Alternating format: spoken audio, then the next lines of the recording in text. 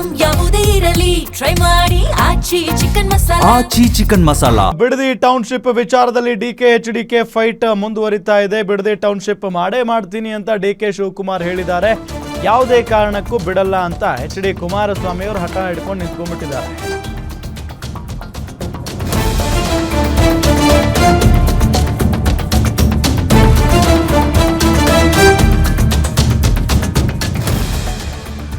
Township ವಿಚಾರದಲ್ಲಿ real ಎಸ್ಟೇಟ್ಗೆ plan ಮಾಡ್ತಾ ಇದ್ದಾರೆ. ಟೌನ್ಶಿಪ್ಗೆ ಭೂಮಿ ಕೊಡಲ್ಲ ಅಂತ ರೈತರು ಆಕ್ರೋಶವನ್ನ ವ್ಯಕ್ತಪಡಿಸ್ತಾ ಇದ್ದಾರೆ. ನಮ್ಮ ಭೂಮಿ ನಮ್ಮ ಹಕ್ಕು, ನಾವು ಕೊಡೋದಿಲ್ಲ ಅಂತ ಪಟ್ಟು ಹಿಡಿದಿದ್ದಾರೆ ರೈತರು. ಬಿಡದಿ ಟೌನ್ಶಿಪ್ ವಿಚಾರದಲ್ಲಿ HDK ನಡುವೆ ಫೈಟ್ ತಾರಕಕ್ಕೇರಿದೆ. ಬಿಡದಿ ಟೌನ್ಶಿಪ್ ಮಾಡೇ ಮಾಡ್ತೀನಿ ಅಂತ DK ಶಿವಕುಮಾರ್. ಅದ್ ಹೆಂಗ ಮಾಡ್ತೀರಾ ನಾವು ನೋಡೇ ಬಿಡ್ತೀವಿ ಅಂತ HD ಕುಮಾರಸ್ವಾಮಿ. ಇದೆಲ್ಲದರ ನಡುವೆ ಒಂದ್ ಕಡೆ ಕಾಂಗ್ರೆಸ್ನವರು ಹೇಳ್ತಾ ಇದ್ದಾರೆ 80% ರೈತರು, ಅಲ್ಲಿನ ರೈತರು ಭೂಮಿ ಕೊಡೋದಕ್ಕೆ ಮುಂದಾಗ್ತಾ ಇದ್ದಾರೆ. ಇನ್ನುಳಿದಂತ 20% ರೈತರು ಮಾತ್ರ ಸ್ವಲ್ಪ ವಿರೋಧ ವ್ಯಕ್ತಪಡಿಸ್ತಾ ಇದ್ದಾರೆ. ಅವರನ್ನು ಕೂಡ ಮನವೊಲಿಸುವಂತ ಕೆಲಸ ಮಾಡ್ತೀವಿ ಅನ್ನೋ ನಿಟ್ಟಿನಲ್ಲಿ DK ಶಿವಕುಮಾರ್ ಹೇಳಿಕೆಯನ್ನ ಕೊಟ್ಟಿದ್ದಾರೆ. ಒಪ್ಪಲಿಲ್ಲ ಅಂತ ಅಂದ್ರೆ ಕೋರ್ಟ್ಗೆ ಹೋಗ್ತೀವಿ ಅಂತ ಕೂಡ ಹೇಳಿದ್ರು. ಸೊ ಹಾಗಾಗಿ ಇದೆಲ್ಲಿವರೆಗೂ ಹೋಗುತ್ತೆ ಅನ್ನೋ ಒಂದು ಪ್ರಶ್ನೆ ಅಂತೂ ಇದ್ದೇ ಇದೆ. ಬಿಡದಿ ಟೌನ್ಶಿಪ್ ಬೇಕಾ ಬೇಡವಾ ಅನ್ನುವಂಥ ಚರ್ಚೆ ಶುರುವಾಗಿದೆ. ಈ ಒಂದು ಬಿಡದಿ ಟೌನ್ಶಿಪ್ ವಿಚಾರಕ್ಕೆ ಸಂಬಂಧಪಟ್ಟಂತೆ ಸಾಕಷ್ಟು ರೈತರು ಅಸಮಾಧಾನವನ್ನು ವ್ಯಕ್ತಪಡಿಸುತ್ತಾರೆ. ಒಂದಿಷ್ಟು ರೈತರು ಪರವಾಗಿದ್ದೇವೆ, ಒಂದಿಷ್ಟು ರೈತರು ವಿರೋಧವಾಗಿದ್ದೀವಿ ಅನ್ನೋ ಚರ್ಚೆ ನಡೆದಿದೆ.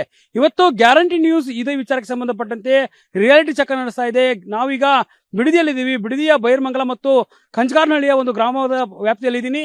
ಇಲ್ಲಿಯ ಕೃಷಿ ಪ್ರದೇಶ ಯಾವ ರೀತಿ ಇದೆ, ಯಾವ ರೀತಿ ರೈತರು ಬೆಳೆಗಳನ್ನ ಬೆಳೀತಾರೆ ಅನ್ನೋದನ್ನ ನಿಮಗೆ ತೋರಿಸುವಂತ ಪ್ರಯತ್ನ ಮಾಡ್ತೀನಿ. ನನ್ನ ಬಲಭಾಗದಲ್ಲಿ ನೋಡಬಹುದು ನೀವು ಪಪಾಯಿ ಬೆಳೆಯನ್ನ ಬೆಳೆದಿದ್ದಾರೆ, ಜೊತೆಗೆ ತೆಂಗಿನ ಮರಗಳನ್ನು ಕೂಡ ಇಲ್ಲಿ ಬೆಳೆದಿರುವಂತದ್ದು. ಯಾಕಂದ್ರೆ ಯಾವುದೇ ರೀತಿಯಾದಂತಹ ಇಂತಹ ಬೆಳೆಗಳನ್ನ ಬೆಳೆಯುವಂತಹ ಪ್ರದೇಶದಲ್ಲಿ ಭೂ ಸ್ವಾಧೀನ ಪ್ರಕ್ರಿಯೆಯನ್ನ ಸರ್ಕಾರ ಮಾಡಬಾರ್ದು. ಆದ್ರೆ ಇಲ್ಲಿ ತೆಂಗು ಬೆಳೀತಿದ್ದಾರೆ, ಮಾವು ಬೆಳೀತಿದ್ದಾರೆ, ಜೊತೆಗೆ ಪಪಾಯ ಬೆಳೀತಿದ್ದಾರೆ, ಜೊತೆಗೆ ಅಡಿಕೆ ತೋಟವನ್ನು ಬೆಳೀತಿದ್ದಾರೆ, ಜೊತೆಗೆ ಹೈನುಗಾರಿಕೆಯನ್ನು ಕೂಡ ರೈತರು ಮಾಡ್ಕೊಂಡಿದ್ದಾರೆ.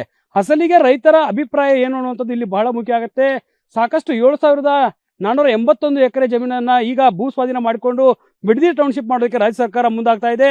2007ರಲ್ಲಿ 2006-2007ರಲ್ಲಿ ಕುಮಾರಸ್ವಾಮಿ ಅವರು ಮಾಡಿದಂತಹ ಈ ಒಂದು ಯೋಜನೆ, ಅದಕ್ಕೆ ಕುಮಾರಸ್ವಾಮಿ ಅವರು ವಿರೋಧ ವ್ಯಕ್ತಪಡಿಸ್ತಾರೆ. ಒಂದು ಕಡೆ DK ಶಿವಕುಮಾರ್ ಈ ಒಂದು ಯೋಜನೆನ ಮಾಡೇ ತೀರ್ತೀನಿ ಅನ್ನುವಂತಹ ಒಂದು ಹಠಕ್ಕೆ ಬಿದ್ದಿರುವಂತದ್ದು ನೀವು ದೃಶ್ಯದಲ್ಲೂ ಕೂಡ ಗಮನಿಸಬಹುದು. ಎಡಭಾಗದಲ್ಲಿ ತೆಂಗಿನ ತೋಟ ಇದೆ, ದೊಡ್ಡ ಮಟ್ಟದಲ್ಲಿ ತೆಂಗಿನ ತೋಟಗಳಿರುವಂತದ್ದು. ಇದು 7,481 ಎಕರೆಯಲ್ಲೂ ಕೂಡ ಫಲವತ್ತಾದಂತಹ ಭೂಮಿಯನ್ನ ಹೊಂದಿರುವಂತದ್ದು ರೈತರು ಇದ್ದಾರೆ. ಅವ್ರನ್ನ ಮಾತಾಡ್ಸ್ತಾ ಹೋಗ್ತೀನಿ. ಯಾಕಂದ್ರೆ ರೈತರ ಅಭಿಪ್ರಾಯ ಸಂಗ್ರಹ ಮಾಡುವಂತದ್ದು ಸಾಕಷ್ಟು ಇಲ್ಲಿ ಜಿಲ್ಲಾಧಿಕಾರಿ ಆಗಿರ್ಬೋದು, ಶಾಸಕರಾಗಿರ್ಬೋದು, ಸಚಿವರಾಗಿರ್ಬೋದು, ಎಲ್ಲರೂ ಅಭಿಪ್ರಾಯವನ್ನು ಪಡೆದೇ ಒಂದು ಕೆಲಸವನ್ನು ಮಾಡಬೇಕು. ಇವತ್ತು ಗ್ಯಾರಂಟಿ ನ್ಯೂಸ್ ರಿಯಾಲಿಟಿ ಚೆಕ್ ಮಾಡ್ತಾ ಇದೆ.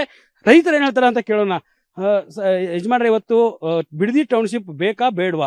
ಇಲ್ಲಿ ಫಲವತ್ತಾದಂತ ಭೂಮಿಯನ್ನ ಇರೋದಿದ್ರು ಕೂಡ ಭೂ ಸ್ವಾಧೀನ ಮಾಡ್ಕೊಳ್ಳೋಕೆ ಮುಂದಾಗಿದೆ. ನಿಮ್ಮ ಅಭಿಪ್ರಾಯ ಏನು? ನಾನು ವ್ಯವಸಾಯ ಬಿಟ್ರೆ ಬೇರೆ ಏನು ಕಸಬಿಲ್ಲ ಸರ್. ನನಗೆ ನಾನು ವ್ಯವಸಾಯನೇ ನಂಬ್ಕೊಂಡು ಜೀವನ ಮಾಡ್ತಾ ಇರೋದು. ರಾಗಿ ಬೆಳೀತಾ ಇದ್ದೀನಿ, ಬೇಬಿಕಾನ್ ಜೋಳ ಹಾಕ್ತಾ ಇದ್ದೀನಿ. ನನಗೂ 2 ಗಂಡು ಮಕ್ಳಿದ್ದಾರೆ.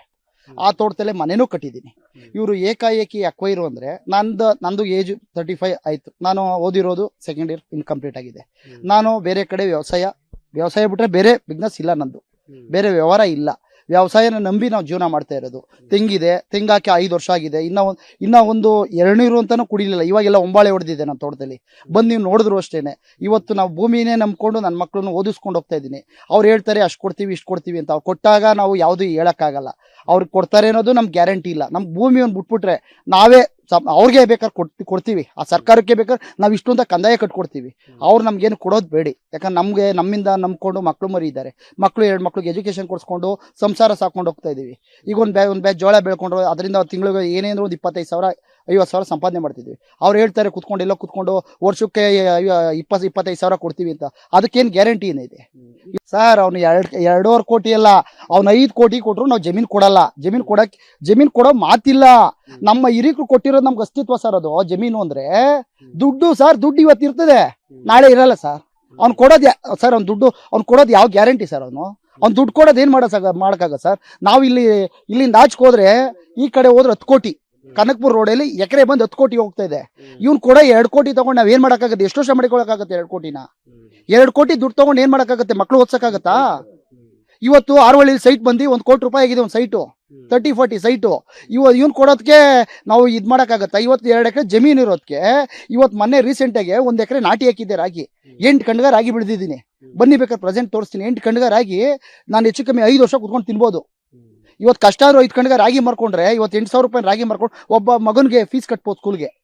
ಇವ್ರು ಹೇಳೋ ತರ ನಾನು ಮಾಡಕ್ಕಾಗಲ್ಲ ಸರ್, ನನ್ನ ಭೂಮಿ ಉಳ್ಕೋಬೇಕಷ್ಟೇ. ಇದಿಷ್ಟು ಇಲ್ಲಿ ಸೇರಿರುವಂತಹ ರೈತರ ಮಾತು. ಯಾಕಂದ್ರೆ ಬಿಡದಿ ಟೌನ್ಶಿಪ್ ವಿಚಾರಕ್ಕೆ ಸಾಕಷ್ಟು ರೈತರು ವಿರೋಧವನ್ನ ವ್ಯಕ್ತಪಡಿಸ್ತಿದ್ದಾರೆ. ಯಾವುದೇ ಕಾರಣಕ್ಕೂ ಕೂಡ ಜಮೀನನ್ನ ಬಿಟ್ಕೊಡೋದಿಲ್ಲ. ಡಿ.ಕೆ. ಶಿವಕುಮಾರ್ ಅವರ ಮನವೊಲಿಕೆಗೂ ಕೂಡ ನಾವು ಯಾವುದೇ ರೀತಿ ಮಗ್ಗಲ್ಲ ಅನ್ನುವಂತ ಮಾತುಗಳನ್ನ ಹೇಳ್ತಿರುವಂತದ್ದು. ಕ್ಯಾಮರಾ ಪರ್ಸನ್ ಶಿವ ಜೊತೆ ದುರ್ಗೇಶ್ ನಾಯಕ, ಗ್ಯಾರಂಟಿ ನ್ಯೂಸ್, ಬಿಡದಿ.